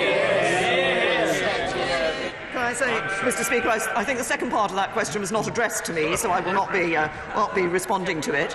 But the right honourable gentleman stands up and says that we are recklessly running down the clock in order to crash out with no deal. That is not the case. If that was the case, I wouldn't be spending time talking to EU leaders, going to Brussels, going to Dublin, trying to work a way that we can find to deliver on a deal that respects the concerns raised by this House and that will get through this Parliament. Vicky Ford. Thank you. The organisation Leave Means Leave is telling my constituents that we can walk away from the EU with no agreement, but also be a global champion for free trade. Does my right honourable friend agree that this is totally illogical, and that if we want to be a global champion for free trade, our first act should be to agree an agreement with our largest trading partner? I think my honourable friend has made an important point, which is that if it is the case that we believe that we want to make trade agreements with countries around the world on terms other than WTO terms, then it also makes sense to make a trading agreement, and we have a very good one proposed by the government, with the European Union, and that's what we'll work to achieve. Speaker, the Prime Minister might remember I congratulated her on trying to speak to a wider group of people and to speak to the opposition and do all those things that she started. From where I'm standing, I don't think she's completed that job. I actually thought there were some good signs this week that there was a discourse and an exchange of views, and we could have seen that in this House, actually, there is probably a majority for a sensible course forward. On the other hand, can I remind her that outside there, since the referendum, there's been a fantastic change in the national mood. As I go around and as I speak to people, reasonable people, not the extremists, I find an urgent desire to get this sorted with a second referendum and a people's vote. Can I say to the right honourable gentleman that certainly when I go on the doorsteps, I do get from people an urgent desire to get this sorted, not to get a second referendum and a people's vote, but actually to deliver on the first vote and to do so and leave the European Union on the 29th of March. John Barron. The Prime Minister is absolutely right to hold her nerve. The EU could write the textbook on 11th-hour deals. Most colleagues in this place prefer a good deal to no deal. But can she reassure the House that should we leave on the 29th of March on no-deal WTO terms, we are sufficiently prepared? We are indeed. We've ramped up our preparations. We are continuing our preparations for no deal. We're obviously engaging not just with government departments, we're engaging with the devolved administrations, with the Northern Ireland Civil Service, we're engaging with local authorities up and down the country, and obviously working with businesses and those who would need to make alterations to their operations in the event of no deal, and we continue to ramp up those preparations. Angela Smith. Thank you, Mr. Speaker. Thank you. We hear a lot about the reasons or the assumed reasons why people voted to leave the EU. But one thing I am sure about, the people of this country are demanding effective leadership on this issue, and they feel absolutely they're not getting it from anywhere on the political landscape. Anywhere on the political landscape. Can I ask the Prime Minister, if her attempts to keep her party together by getting the ERG on board fail, will she accept at that point the need to build a consensus properly across the House and that the easiest way, potentially, of reaching that consensus will be to get her deal over the line, as it stands now, by accepting the case for putting it to the people for ratification. I say to the honourable lady that I think she and I do have a different view in relation to a second referendum. As I've expressed earlier, I think it's important that we deliver on the first the referendum that took place in 2016. But it is also important that as we do that, we do it on a way that actually commands, obviously we need to command support from this House. I want to see support from across this House. I think a strong show of support for a deal across the whole House will be important as we move forward into dealing with the legislation, and for other reasons too. I naturally want my colleagues and our confidence and supply partners to support the deal, but as I say, I look to having a deal that I can bring back that will command strong support across the House. Richard Drax. Speaker, my right honourable friend has repeatedly said that no deal is better than a bad deal. Now, the last deal she put to the House failed, and I welcome her attempts to go back to the EU to strike a better deal. But does she agree with me that to get that better deal, you've got to keep no deal on the table as a negotiating tool? Take it off, and no deal, fair deal, will be struck. Agree with my honourable friend that we do need to ensure that when in the negotiations people recognise the options that are available. And as I've said to a number of members, we're not going to stay in the European Union, so the only other way of not having no deal is to agree a deal. We can't simply say we don't want no deal and then not deliver a deal that ensures that we don't have no deal. Wilson. The European Commission this week published a document spelling out the implications of the withdrawal agreement and made it quite clear that Northern Ireland would have to maintain specific regulatory alignment with the EU, and the EU Customs Code would continue to apply to Northern Ireland, and that would mean systematic checks on all goods travelling from the rest of the UK to Northern Ireland at all ports and airports. That would rip apart the United Kingdom. To use the Prime Minister's own words, will she ensure that that must not happen and that will not happen? To the honourable gentleman that I'm as clear as he is that we want to ensure that we will keep the United Kingdom together, and it was precisely in order to avoid the sort of customs border between GB and Northern Ireland that led to us negotiating the UK customs-wide territory in the withdrawal agreement, in the backstop as it currently appears in the withdrawal agreement. And in the issue in relation to regulatory changes, of course, we have indicated commitments that the UK government would be able to make in relation to that situation, as we we would be respecting what we committed to in the December joint report. But we will, I'm absolutely clear that everything that this government will be doing to ensure that we keep the United Kingdom together. That means keeping Northern Ireland as part of the United Kingdom, England, Scotland and Wales as well. Francois. Thank you, Mr. Speaker. Can I welcome the Prime Minister's statement, in particular her very clear exposition of why she doesn't want to remain in the customs union because it would materially fetter our ability to do international trade deals in our own right. She is absolutely correct in that. And can I ask her to confirm that that position is wholly consistent with the 2017 Conservative manifesto and therefore will enjoy strong support from all sides of these benches, whether we have been sent to hell or not? I believe it is consistent with the manifesto that we set out. It is also consistent with the original set of principles that I set out in the Lancaster House speech, which many members of this House refer to. Mr. Speaker, the Prime Minister has talked about wanting to achieve an orderly Brexit. But the Public Accounts Committee has carried out a lot of work showing that even with a deal, Brexit will be far from orderly. So in the light of that and the points raised by the Right Honourable Gentleman, the member for Beaconsfield, about the constitutional challenge of getting it through, will she commit today to not ruling out extension of Article 50 to make sure that whatever happens, this country is prepared? We will ensure that this country is prepared. The Right Honourable Lady refers to the issue of an orderly Brexit, it is precisely the deal that we negotiated, setting aside the issue of the backstop and the changes that are required by this House in relation to that matter, does provide for the implementation period, which provides that orderly progression onto the future relationship. That's what we're working for, and that's what I hope this House will find its way to agreeing. Zach Goldsmith.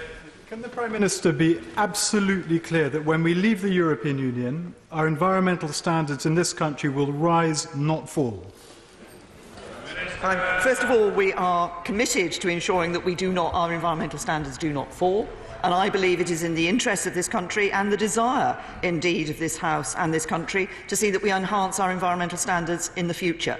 And I would say to my honourable friend that I think the government has shown its commitments through our 25-year environmental strategy, through the Environment Bill that my right honourable friend, the Environment Secretary, will be bringing forward in a number of ways. We're showing the commitment we have to enhanced environmental standards.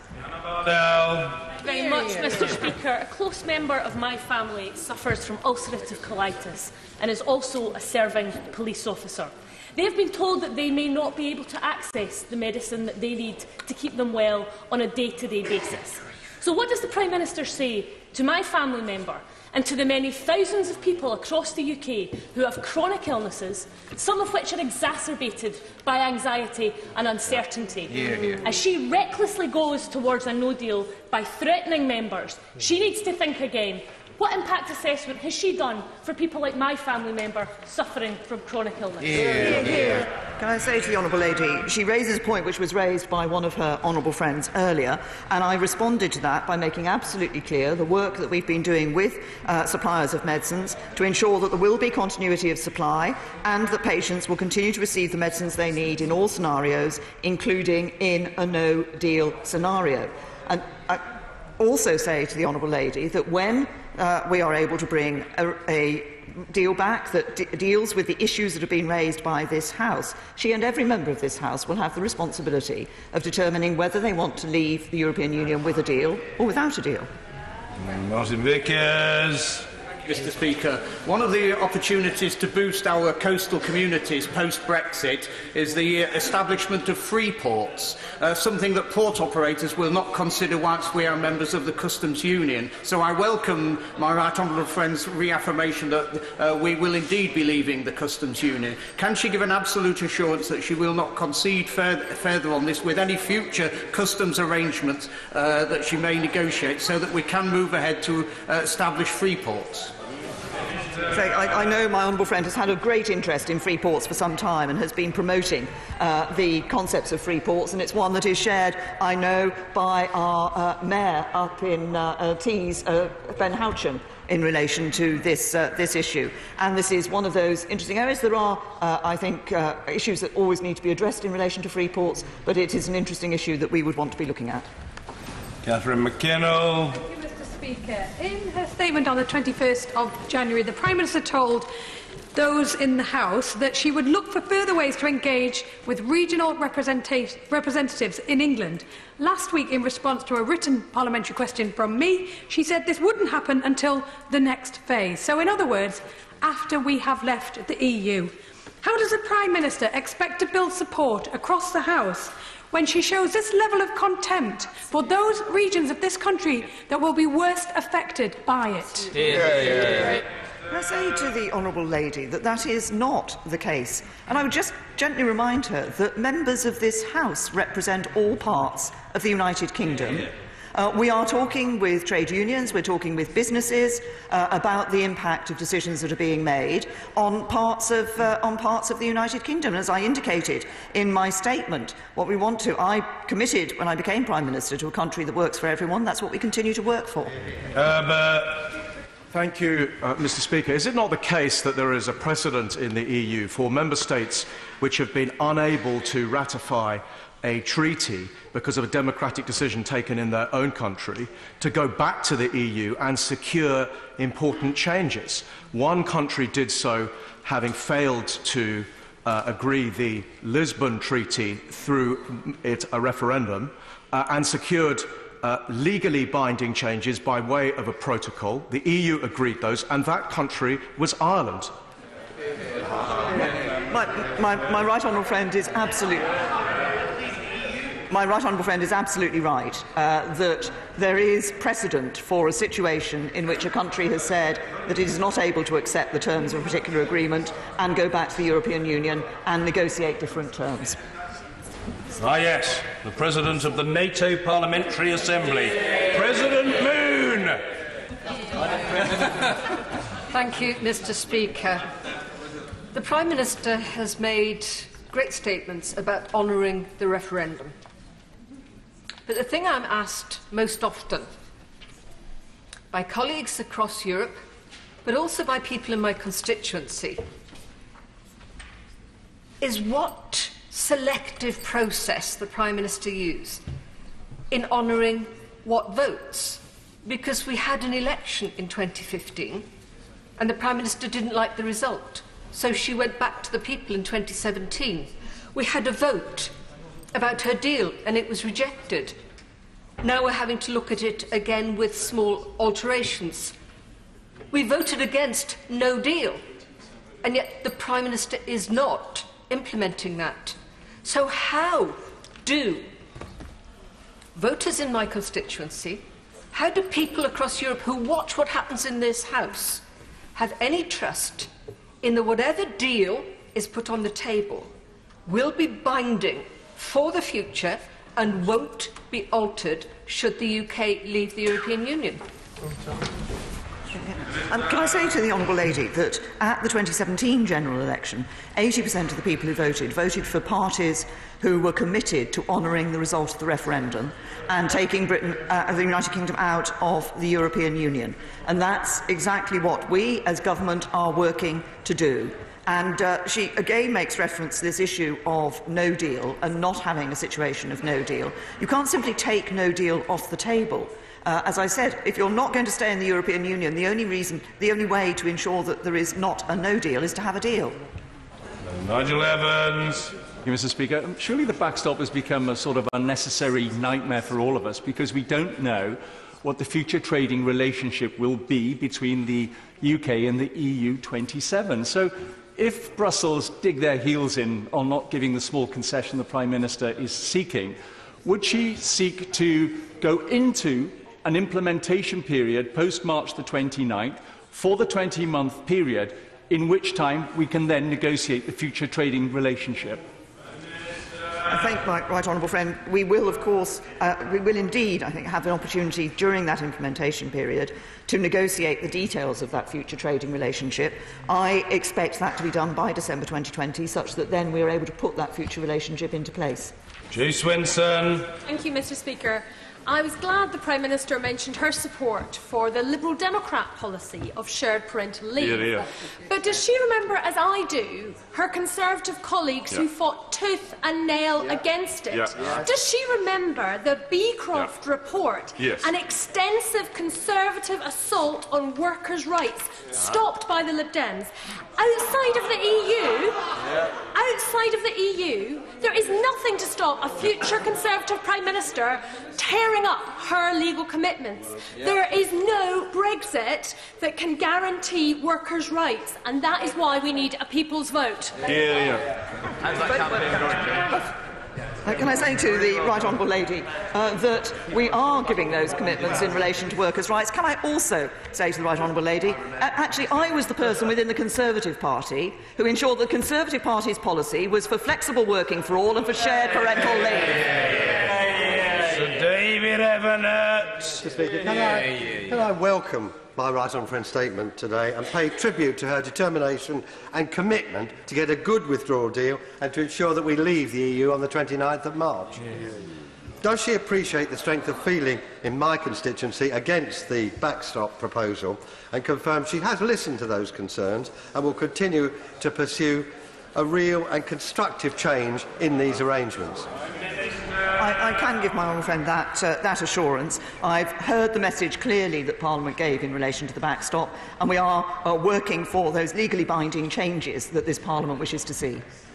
Stephen Kinnock. Thank you, Mr. Speaker. The Withdrawal Agreement Implementation Bill is legislation of the highest political, legal and constitutional significance. It's absolutely vital that this House has sufficient time to debate and scrutinise it. It would be a constitutional outrage if that were not the case. Does the Prime Minister not then agree that it is crystal clear that we cannot do justice to this vitally important piece of legislation without an extension of Article 50? I assure the honourable gentleman, of course, the House will have looked at the nature of the withdrawal agreement through the meaningful vote that it conducts, and giving support for that withdrawal agreement will then enable us to get on with the withdrawal agreement implementation bill. And I can assure the honourable gentleman that the House will have sufficient time, I believe, to scrutinise that bill. Mr. Speaker, would the Prime Minister agree that talking about helping left-behind areas is not something that should be seen as a tactical matter to get through the withdrawal agreement, but it should be at the very heart of what this government is about, promoting a renaissance of the regions as part of building Brexit Britain? And that means every region, including coastal towns like Dover and Deal that I represent. My honourable friend's made an important point. When I stood on the steps of Downing Street the first day I became Prime Minister, I was very clear that I wanted to ensure that we worked for those communities who did feel that they were left behind, who did feel that they hadn't achieved the benefits that they'd seen some other parts of the country have. And that does mean certain parts of the country. It also means certain types of town, like coastal towns like Dover and Deal that my honourable friend represents and champions so well. Mr. Creasy. Thank you, Mr. Speaker. In the statement the Prime Minister has given today and the lack of concrete progress, it feels as if the Prime Minister is purposefully making Parliament hit its head against a brick wall in the hope that when we stop, we might feel better. We are less than 45 days away from exit day, and yet the Prime Minister is picking and choosing which of the directions from this House that she listens to. This House overwhelmingly said it wanted to reject no deal. Please, Prime Minister, stop being so stubborn and focusing on buying fridges and fantasy ferries, and at least admit that extending Article 50 would help this House take back control. What this House voted for was an amendment which confirmed avoiding a hard border between Northern Ireland and Ireland, confirmed that this House wished to leave with a deal, and confirmed the issue that needed to be addressed for this House to agree a deal, and that was the issue of the backstop. Greg McKinley. Mr. Speaker, I visited Brussels last week as a member of the Brexit Select Committee, and we met Martin Selmayr. Now, whether I believe him or not is another matter, but he explained to us that he could see no reason why the Commission would ever want to use the backstop. 2 weeks ago, in the government supporting the Brady Amendment, I have to assume the government doesn't want the backstop. Parliament doesn't want the backstop. The Northern Ireland public and the public across the rest of the UK don't want the backstop. Could I ask my right honourable friend, why is it still there? Well, can I say to my honourable friend, nobody wants to use the backstop. The reason the backstop is there is that it is the guarantee that there will be no hard border between Northern Ireland and Ireland in the circumstances in which the future relationship has not come into place at the end of the implementation period. Now, there is an alternative that is available within the withdrawal agreement, which is a further extension of the implementation period. There are pros and cons in both of these positions. Of course, we want to see change to the backstop, but there are issues around the fact that in the implementation period there would almost certainly be a request for money, which doesn't occur in relation to the backstop, but it's there as that guarantee. It's like an insurance policy. You take it out, but you never want to have to use it. Jim Shannon. Mr. Speaker, a recent national opinion poll in Northern Ireland stated that 60% of those polled were clearly against the backstop, a majority of opinion. Is the EU policy on the backstop like that great Eagles song, Hotel California? You can check out any time you like, but you can't leave. And can the Prime Minister give an assurance to unionists in Northern Ireland that there can be no progress unless the backstop is removed or is time limited? The honourable gentleman has made the point clearly that, in fact, it is this House that has said that it requires changes to be made to the backstop, legally binding changes, and that's what we're working for. Alex Chalk. Speaker, I have constituents working at GE Aviation, BAE Systems, Spirax, Sarco, JLR, Honda. Those businesses urgently need certainty. What assurances can the Prime Minister provide that the talks are credible and constructive, not cosmetic, and can reasonably be expected to yield progress? I say to my honourable friend that the talks I had last week, I think, indicated from the point of the European Commission that they do indeed want to ensure that we can leave with a deal. They have extended those talks. Previously, there had been indeed some unwillingness to extend the talks, but now that Parliament has shown what it specifically wants to see changing in the withdrawal agreement, then we are able to have those talks and to explore the various ways in which we can ensure we deliver a deal that this Parliament can support. Martin Doherty-Hughes.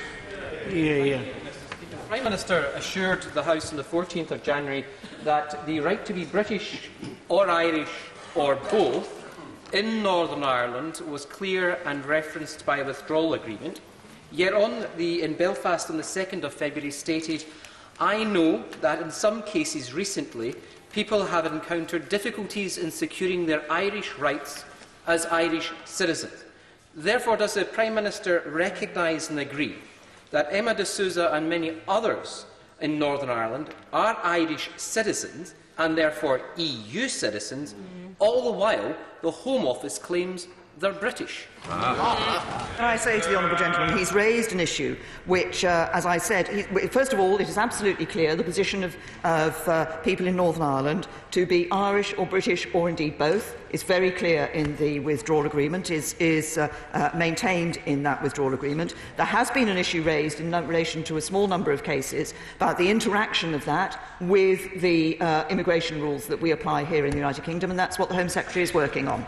Foster. Thank you, Mr Speaker. I welcome the Prime Minister's statement, but would she agree with me that extending Article 50 just to have more months of procrastinations would allow some people to carry on dishing out the sound bites rather than voting for solutions would be of no use to us, no use to the EU and no use to our economy either?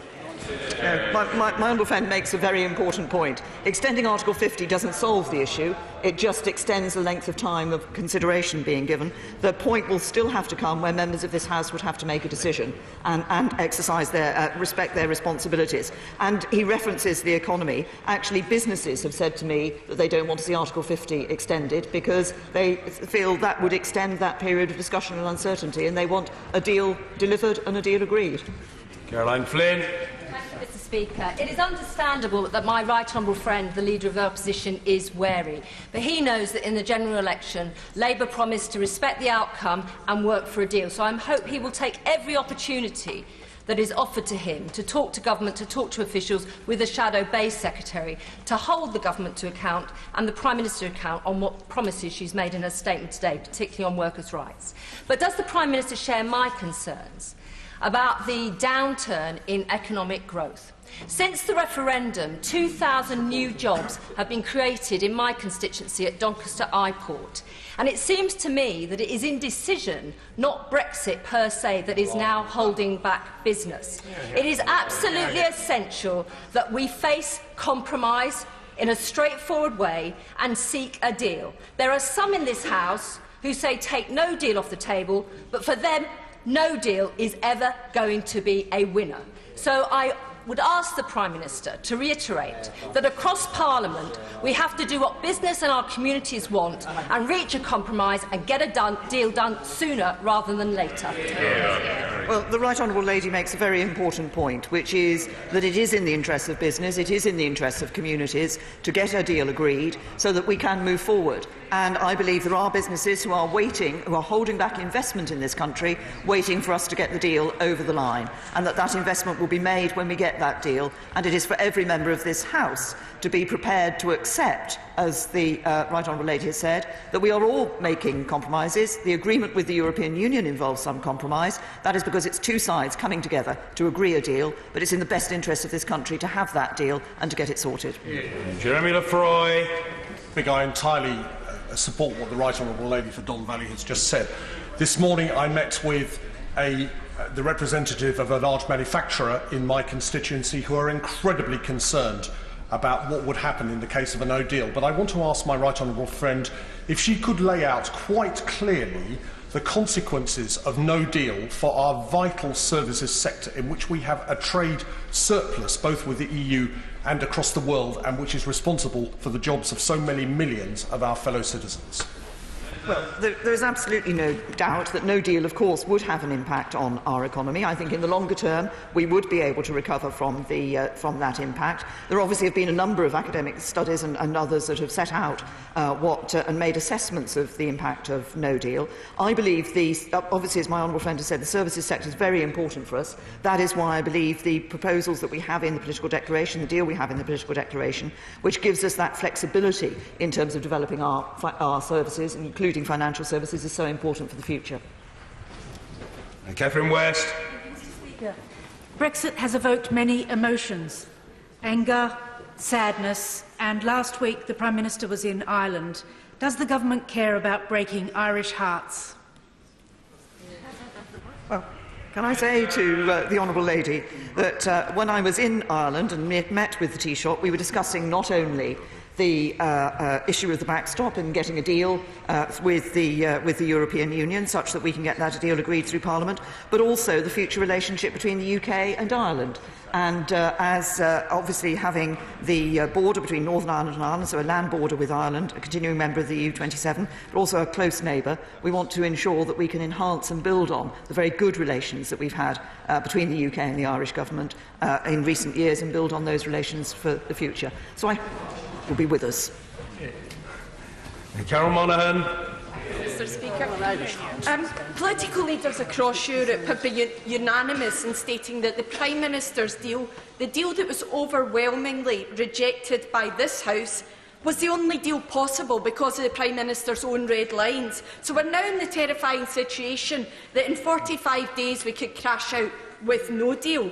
She's heard members this afternoon on both sides calling for an extension to Article 50. So could the Prime Minister now tell the House how many votes she is happy to lose before she considers extending Article 50? I've set out the procedure that the government is going to follow in relation to this issue, and we continue to work to be able to bring back a deal for a meaningful vote. Toby Perkins. Very much, Mr. Speaker. The Food and Drink Federation today have said that the industry faces its biggest catastrophe since 1939 if we were to leave without a deal, and yet the government still haven't even reached a deal that we can agree on here, much less take it to Europe. How do I justify to my constituents with all of that why this Parliament shut at 3:27 last Wednesday because the government had literally nothing for MPs to discuss?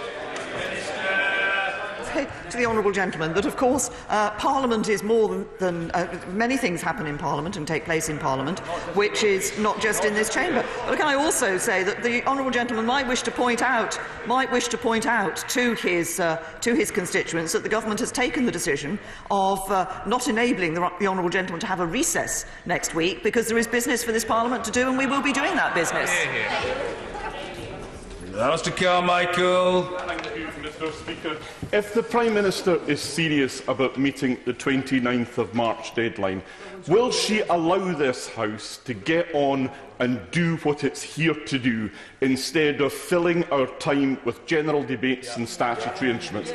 If we're coming back next week instead of recess, will we deal with the Agriculture Bill, the Fisheries Bill, the Immigration Bill, the Financial Services Bill, the Healthcare Bill, or will we ever see the Withdrawal Agreement Bill? Mr. Speaker, if we are to leave on the 29th of March, these matters will all have to be dealt with here and in the other place. Why does the Prime Minister not just accept what is obvious to the rest of the world and start now the process for an orderly extension of the Article 50 period? To the right honourable gentleman, the immigration bill, I believe, is in committee today, so work is being done on the immigration bill. Yes, he says it's in committee. That's the normal procedure of the House of Commons, that having had a second reading, it goes into committee. Can I also say to the right honourable gentleman that next week there will indeed be many statutory instruments that relate to Brexit that are important preparations for this House to make. And he talks about bringing forward a withdrawal agreement bill. We can't have a withdrawal agreement bill until we have a withdrawal agreement, so I assume if he wants the bill, he's going to support the withdrawal agreement. Ray McCarthy. Mr. Speaker, We were told we would see the final report on anti-dumping duties on aluminium foil by Christmas, and entirely predictably, we haven't seen anything at all. Now, that's very niche, but for a company in my constituency, it's extremely important. And it's just one example where businesses are being left in a state of hopeless uncertainty because of the government's failure to prepare for Brexit. Isn't it time that, rather than letting businesses continue in this state, the Prime Minister announces that she will extend Article 50? Minister. As I've just indicated, actually, there are businesses that are saying to me that Article 50 extension does not solve the problem for them, in that what they want to see is a deal agreed by this Parliament, and then a deal that's been negotiated with the EU agreed by this Parliament, and then being able to being put into place. Chris Stevens. Bring the Prime Minister back to the section of the statement on workers' rights. She'll be aware that currently the European Parliament and the European Commission are negotiating for better and stronger workers' rights on workers in the gig economy and for working parents, which are far better and stronger than those found in the current UK Government's Good Work Plan. So can I ask the Prime Minister, if Europe agrees to those new regulations, that the UK Government will implement them for working people in the United Kingdom? What I've said in the statement, what we've indicated, is that if there are future changes in the European Union to workers' rights that change those workers' rights, then we're committed to giving Parliament the opportunity to say whether the United Kingdom would support those rights. Owen Smith. Mr. Speaker, it is patently obvious that the Prime Minister's tawdry strategy is now to string this out to the last second in an attempt to blackmail and bully MPs into supporting this deal. Can I reassure her that I will take her advice, I will hold my nerve, and I will refuse to bend the knee to this job-destroying Brexit? And can I urge my front bench to do likewise, to refuse to vote for it and instead to honour our conference commitment to holding a public vote on this deal? Hear, hear. The honourable gentleman talks about the impact of not having come to a deal at this stage, and then in his question wants to go into a situation where we don't have a deal, where we don't have agreement across this House, and where there's an extension of the time and the uncertainty that he's already referred to. I don't think that a people's vote, a second referendum, is the right way forward for the reasons that I've indicated earlier. I believe what people want us to do is deliver on the referendum and get on with it. Dr. Lisa Cameron. What progress, if any, has the EU signalled to the Prime Minister may be possible on the backstop to date? That's precisely what we're talking to the European Union about, is about how we can resolve the issue of the backstop in a way that will command the support of this Parliament. We have agreed that we will enter those talks, and that's exactly what we're discussing. Mike Gates. Mr. Speaker, the European Union and all the people speaking for it in the different institutions have made absolutely clear that the withdrawal agreement negotiated by this Prime Minister, agreed by this Prime Minister, signed off by this Prime Minister, is not going to be amended. But this House has rejected the withdrawal agreement. Isn't the only way out of this now, and this gives the Prime Minister what she wants, for this House to adopt the negotiated withdrawal agreement with a sunset clause and put it to the people in a referendum whether they accept it or whether they wish to remain in the EU with the deal, the better deal we have now? To the honourable gentleman, I think I refer him to the answers that I've given earlier in relation to the issue of a second referendum. Christine Jardine. Thank you very much, Mr. Speaker. Given that the Prime Minister has said repeatedly that she won't go back and give the country the choice of whether or not this is actually what they want, given that she said repeatedly that she doesn't want to extend Article 50, and given that she refuses to take no deal off the table, what advice would she give to those tens of thousands of UK students currently studying in the EU, those British holidaymakers who have already made arrangements and who may have chronic health conditions and find that they may not be able to get cover? Absolutely. I say to the honourable lady that, of course, she indicates, I think, the concerns that she has about the prospect of leaving with no deal. There is an answer to ensuring that we don't leave with no deal, and that is to agree a deal. Diana Johnson. Mr. Speaker, the duty of any government is to keep its citizens safe, and surely there can be no compromise on that. So is the Prime Minister really saying that despite all the warnings about crashing out with a no deal from the police and the security services to our national security, that she is willing to allow us to crash out on the 29th of March rather than extend Article 50? What I'm saying is that the first aim of this government must be what we are doing, which is negotiating a deal, changes to the deal with the European Union that can be brought back to this House, that can command the support of this House. Tom Brake. No fewer than 8 government ministers have described no deal in terms such as catastrophic, a betrayal, disastrous, the worst possible outcome. Why is the Prime Minister still playing Russian roulette with the option of no deal? And at what stage of this lethal game does she expect those ministers to resign from her government? Perhaps that should be on Thursday, when Parliament has the opportunity to find a way of ruling out no deal once and for all. The right honourable gentleman says that Parliament would find a way of ruling out no deal once and for all. There are only 2 ways in which we can ensure that we don't have a no deal situation. One is to stay in the European Union. The right honourable gentleman might want to do that. Yes, he says absolutely from a sedentary position. That is not the result of the referendum. The government will deliver on the result of the referendum and we will leave the European Union. The only other way of ensuring that we don't have no deal is to agree a deal. And that seems to be pretty obvious to me. Yeah. Well, I think the proper response to the honourable lady's sneeze is bless you. Dr Rupa Haque. Mr. Speaker, we are now 45 days away from projected closure date, and we still have no clarity and no closure on a deal that the Prime Minister negotiated 135 days ago. Can I ask for her opinion on this statement that's from the innocent days when it was only 110 days ago, on the eve of the last pooled vote in December? If Parliament doesn't agree a Brexit deal soon, then we must recognise that the original mandate to leave, taken over 2 years ago, will begin to date and will eventually no longer represent a reflection of current intent. Not my words, Mr. Speaker. These are the words of the honourable and gallant member for Bournemouth. If her own government members get it, why won't she? And can she not see why the general public see that her only strategy is really just to run down the clock? Can I say to the honourable lady, the government's position is very clear. We believe it is better for this country to leave with a deal. That is the position that the House of Commons has taken, but the House of Commons has also said that it does not agree the deal that was negotiated. It wants to see changes to the backstop, and that's what we're working for. James Heapy. Thank you, Mr. Speaker. The Prime Minister has taken many questions encouraging that she end uncertainty by taking no deal off the table, but there are many others that encourage her to create more uncertainty by extending Article 50 or calling for a second referendum.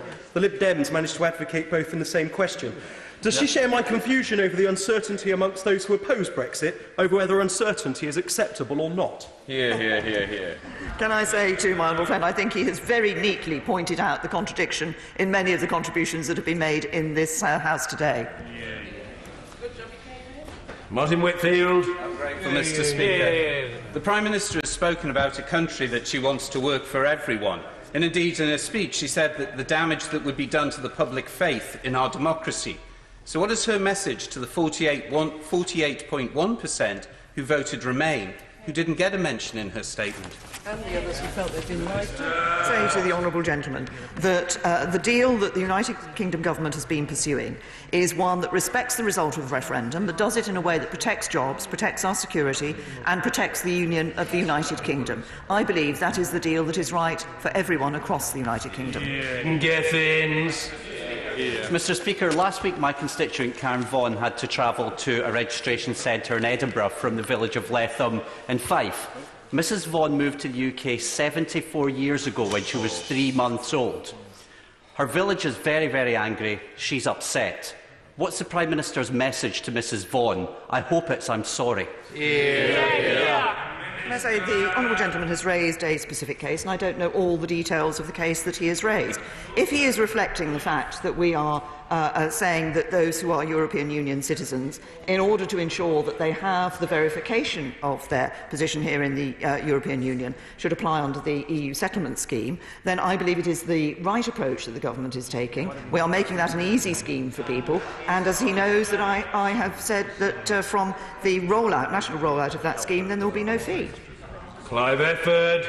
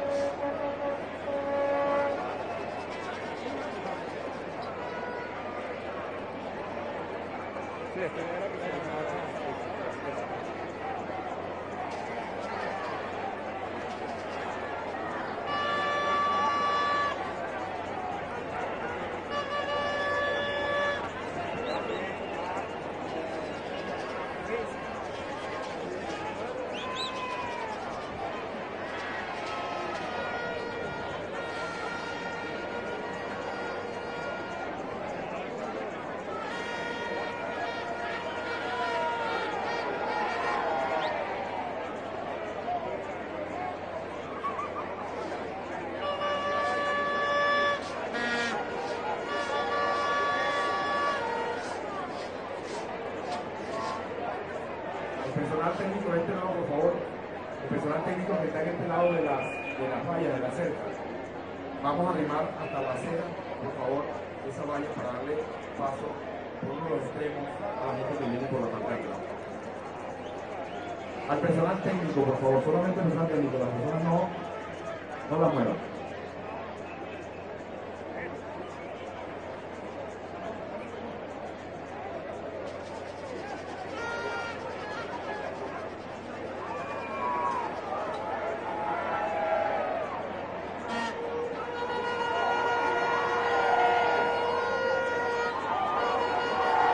Personal de Howard, por favor, personal de Howard, vamos a animar por favor las rejas hacia la acera, hacia la calle. Vamos a dar un poco de espacio para que la gente que viene por la parte de atrás de la pueda pasar hacia el frente. Por favor, vamos a bajarla hasta la calle.